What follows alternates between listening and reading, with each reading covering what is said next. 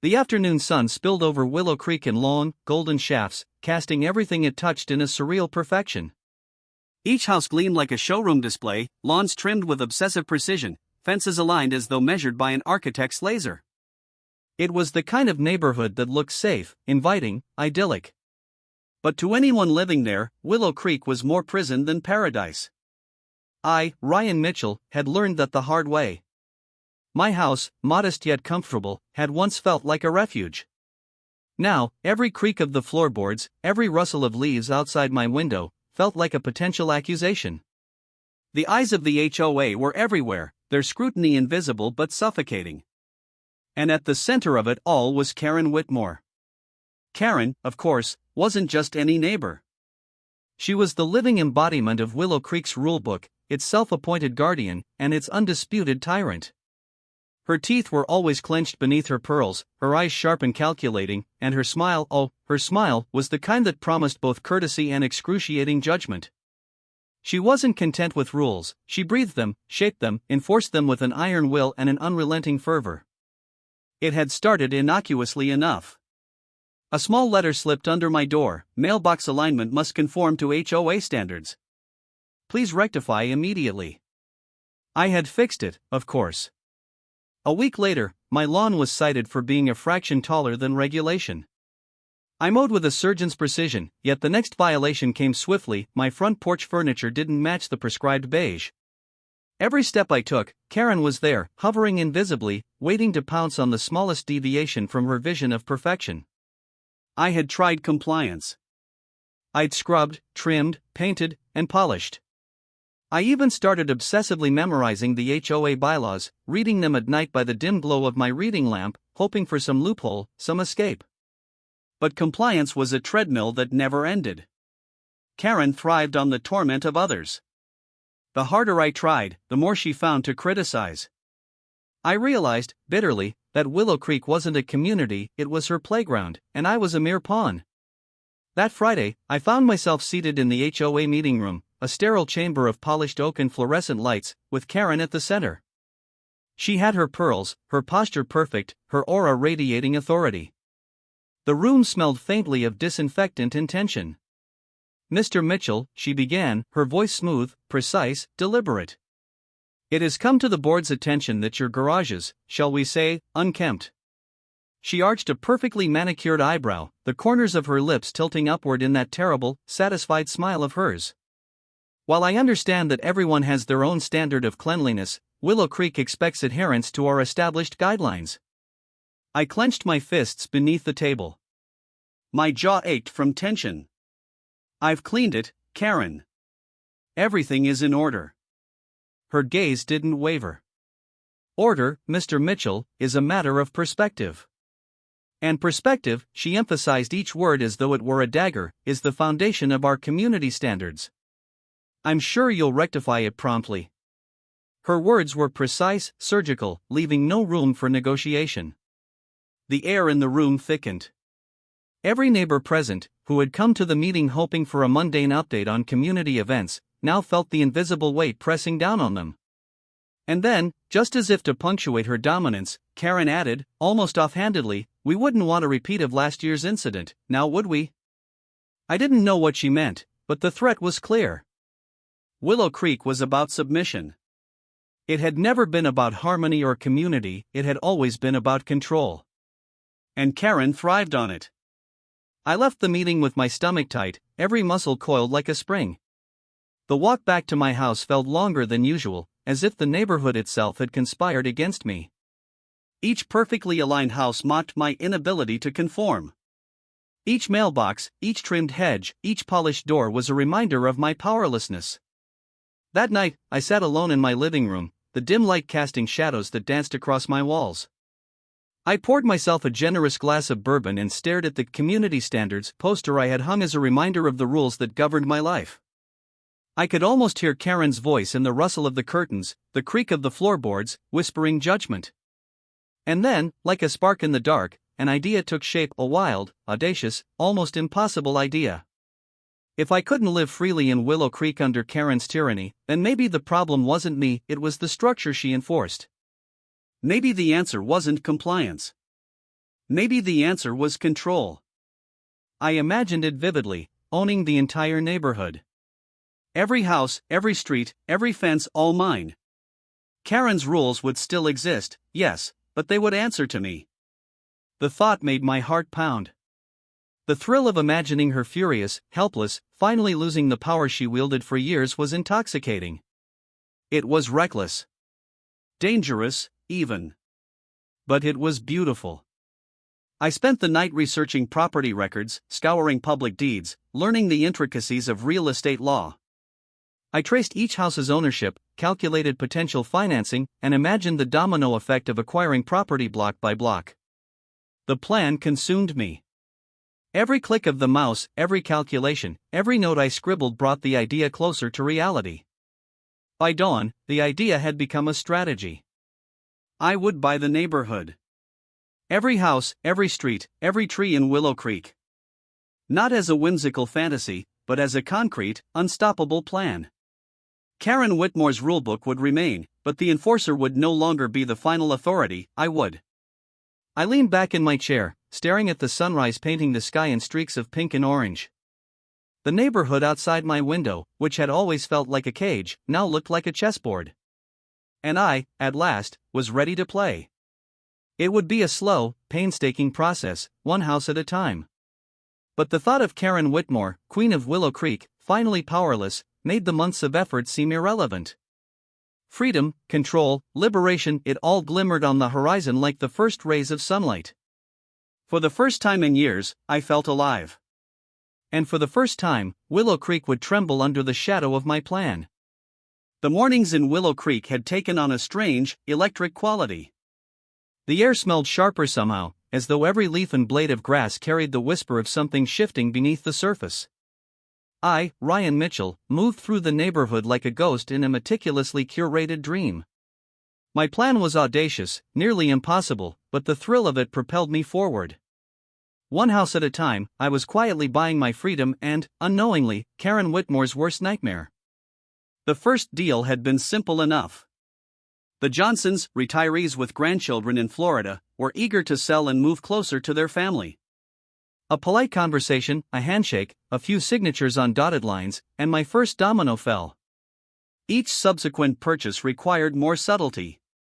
Many homeowners were wary, some skeptical, some overly attached to the illusion of control the HOA provided. It was delicate work, balancing charm, legality, and the inexorable pull of opportunity. I developed a routine. Mornings were spent researching property records, memorizing the subtle quirks of ownership, and crafting shell companies to make the acquisitions appear separate, anonymous, unsuspicious. Afternoons were spent negotiating, drafting contracts, and arranging inspections. Evenings, I reviewed every detail, ensuring no loophole or discrepancy could derail the plan. Willow Creek, with all its rigid uniformity, was vulnerable. It just hadn't realized it yet. Karen, of course, remained blissfully unaware. She prowled the streets like a hawk, scrutinizing paint colors, hedges, and mailbox alignments, oblivious to the real game unfolding right under her nose. I watched her once from my car, parked several blocks away, observing her as she lectured a neighbor about improper gutter alignment. The absurdity of it almost made me laugh. She had spent decades obsessing over minutiae while the entire structure she enforced was quietly slipping from her grasp. Months passed, and with each deed signed, I felt a growing sense of power, though not the cruel, vindictive sort I had once imagined.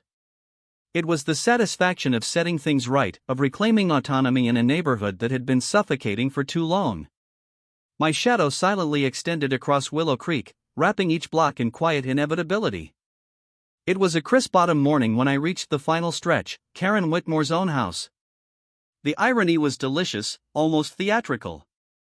I had orchestrated months of careful planning, navigating legal paperwork, banking intricacies, and delicate negotiations to arrive at this single, pivotal point. Karen, who had spent years micromanaging the lives of everyone around her, was about to find herself powerless in her own kingdom. I drafted the final purchase agreement with meticulous care. Every clause, every contingency, every legal nuance ensured the transaction was airtight. I could feel a tension building inside me, a mix of anticipation and apprehension. I wasn't a cruel man, I wasn't seeking revenge, but the thought of seeing Karen, formidable as she was, confronted with her own impotence, was exhilarating. The paperwork completed, I sent her a simple letter. Dear Mrs. Whitmore, congratulations on your new arrangement. As of this morning, I am the official owner of all properties in Willow Creek, including your residence. I hope you enjoy your continued stay in the neighborhood. All HOA rules remain in effect, but please note that I, Ryan Mitchell, now have final authority. I waited, savoring the moment like a storm on the horizon. It wasn't long before she arrived, a tempest in pearls, a whirlwind of outrage. Karen Whitmore, so often the embodiment of rigid control, looked for the first time genuinely bewildered. Her heels clicked sharply on my porch as she stormed toward me, eyes blazing, lips pursed. This is absurd. I demand you reverse this immediately, she shrieked, slamming a manicured hand against my door. Her pearls bounced like tiny missiles with each furious gesture. I opened the door slowly, deliberately, letting the tension hang in the crisp air. I'm afraid that's no longer an option, Karen. You see, the rules have changed. You've spent years controlling everyone here, but now the tables are turned. Her face contorted with disbelief, a mixture of fury and panic. This can't be legal. I smiled, calm, steady, and unwavering. Completely legal. Every transaction above board. Every deed legitimate. Welcome to your new reality. The neighbors began peeking from behind their curtains, curiosity and barely concealed amusement shining in their eyes. Some stifled laughter, others watched wide-eyed as the spectacle unfolded. Karen's eyes darted from house to house, realizing with dawning horror that every property in the neighborhood was now under my ownership. Her fury didn't abate. She tried every weapon in her arsenal, threats of lawsuits, petitions, emotional manipulation, even a brief attempt at intimidation. Each time, I remained unflappable. I had anticipated every scenario, every potential maneuver, and I countered them with calm precision. Her control, so absolute for decades, had no foothold left. Yet as exhilarating as the conquest was, the aftermath brought an unexpected complexity. Full ownership was intoxicating, but it also demanded responsibility. Suddenly, Willow Creek's order, or chaos, was mine to manage. I couldn't merely disrupt Karen's reign, I had to maintain some semblance of structure. The neighborhood was alive now, and with life came unpredictability. Interestingly, the atmosphere of Willow Creek began to change almost immediately. Freed from Karen's micromanagement, homeowners started expressing themselves. Lawns grew wilder, paint colors became bold and unique, gardens flourished with eccentric creativity. It was a chaotic symphony of individuality, a stark contrast to the sterile perfection Karen had imposed. And I, surprisingly, found joy in orchestrating this transformation not as a tyrant, but as a facilitator. Karen, meanwhile, remained a storm. She hovered, fumed, and schemed, but her influence was no longer absolute. Slowly, grudgingly, she began to adapt. Forced to navigate a new reality, she experienced firsthand the consequences of her previous obsession with control. For the first time, Karen Whitmore was accountable not to a board, not to an HOA manual, but to me. One evening, as the autumn sun dipped below the horizon, casting long shadows across streets now teeming with life and laughter, I watched Karen tending a small community garden. Her movements were meticulous, her posture rigid, but there was a strange serenity to her actions, a hint that she was beginning to reconcile with this new order. I walked past, stopping at the edge of the plot. "Enjoying the garden, Karen?" I asked casually, though my chest still hummed with adrenaline from the confrontation earlier in the day. She looked up, startled, then hesitated.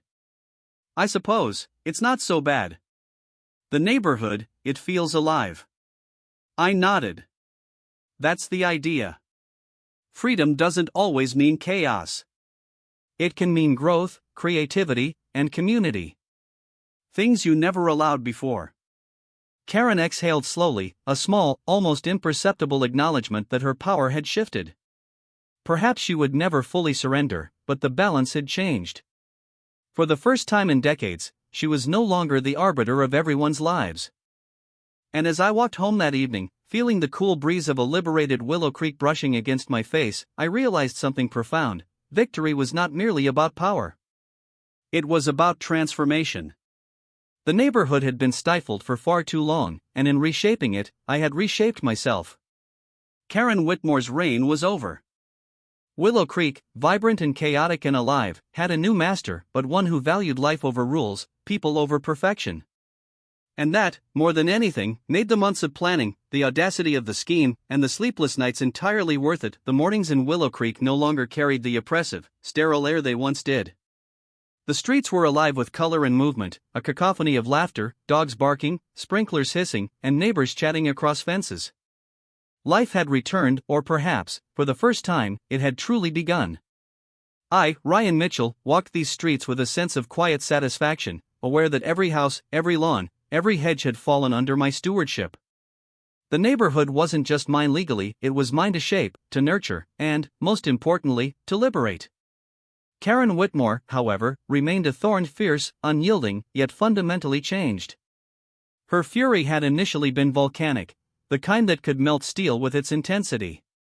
She had tried lawsuits, petitions, angry letters, and even direct intimidation, each attempt more theatrical than the last. But I had anticipated every one of her moves, countered them with calm precision, and watched as her control crumbled like brittle glass. And yet, I realized something important: victory over Karen wasn't simply about domination. Power without purpose is hollow. True triumph lay in transformation, in the way the neighborhood had shifted from a prison of rules to a vibrant, living community. The first signs of change had been subtle but unmistakable. Mrs. Thompson at number 12 had painted her door bright turquoise, a color she had longed for but feared Karen would denounce. The Millers down the street had transformed their backyard into a wildflower meadow, abandoning the precise symmetry that had dominated their property for decades. Even the Johnsons, who had sold their home to me months earlier, had returned for a weekend visit, amazed at the riot of life that had replaced the rigid conformity they had left behind. Karen observed all of this with a mixture of disbelief and, I suspected, begrudging awe. She wandered the streets, still pristine in her dress and pearls, but her eyes, once laser-focused on minor infractions, now darted around in a kind of tentative curiosity. She had been forced to witness the beauty of freedom, the neighborhood thriving without her micromanagement. One afternoon, I found her standing at the corner near the community garden, a small spade in hand. Her movements were precise, almost military in execution, but there was an unmistakable softness to her actions. She planted tulip bulbs in neat rows, her face calm yet contemplative. I approached slowly, wanting to savor the moment without intrusion. "Enjoying the garden, Karen?" I asked, my voice casual, though my chest still carried the rush of power and anticipation that had marked our first confrontation. Karen looked up sharply, startled, then hesitated, the spade trembling slightly in her hand. "I suppose it's not so bad," she said finally. "The neighborhood, it feels alive." Her words hung in the air, delicate and fragile. I nodded, allowing a small smile. "That's the idea. Freedom doesn't mean chaos. It means growth. Creativity. Community. Things that never had a chance to exist under the old rules." Karen exhaled slowly, a subtle acknowledgement that the power dynamic had shifted irreversibly. For decades, she had ruled Willow Creek with a rigid hand, measuring every life against an impossible standard. Now, she was part of a system she could no longer control, and in that, I sensed a hint of liberation for her as well. The weeks that followed were a delicate dance of power and adaptation.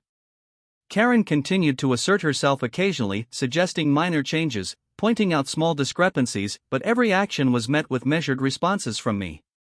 Unlike her previous reign, I enforced the neighborhood's new order with patience, fairness, and, when necessary, humor.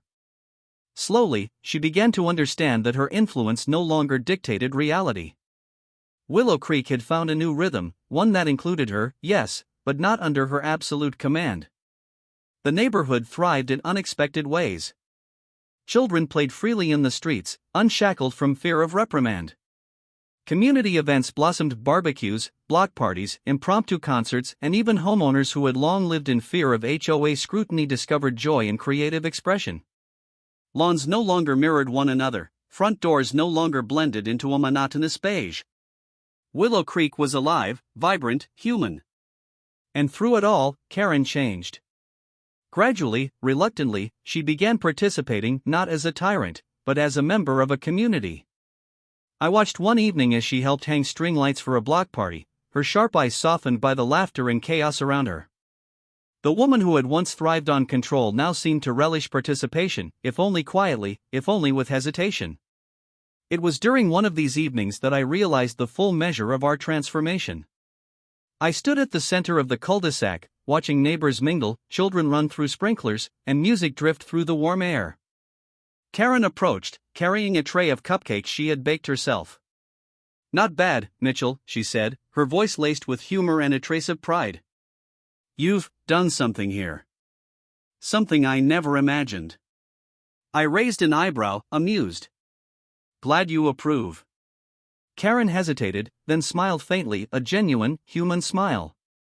Perhaps Willow Creek can survive without perfection," she admitted. I nodded, feeling a sense of profound satisfaction. Victory had not come from subjugation but from liberation. The neighborhood was no longer a cage, it was alive, breathing, and vibrant. Karen had been formidable, yes, but in the end, even she had been transformed by the very freedom she once opposed. That night, as I walked back to my house under a sky painted with the soft hues of twilight, I felt a rare sense of peace. Willow Creek glimmered in the fading light, reborn, thriving under its new order. The houses no longer appeared as sterile monuments to control but as living spaces, full of color, life, and personality. Karen Whitmore, once the tyrant queen of Willow Creek, had been forced to confront the limits of her authority. Yet in doing so, she had discovered something she had long denied herself: the possibility of connection, of joy, and of community. I realized that the greatest victory was not in defeating her, but in fostering this transformation for the neighborhood, for the residents, and even for her. I paused at my front gate, looking down the street one last time before entering my home. A gentle breeze rustled through the trees, carrying with it the sounds of life. Creek was no longer a place of oppression. It was a place of possibility. And in that moment, I knew something fundamental: power is fleeting, but transformation endures. The neighborhood I had once feared was now a home I cherished, not because I owned it, but because it had been set free. For the first time, Willow Creek belonged to everyone, including Karen. And that, I realized, was the greatest triumph of all.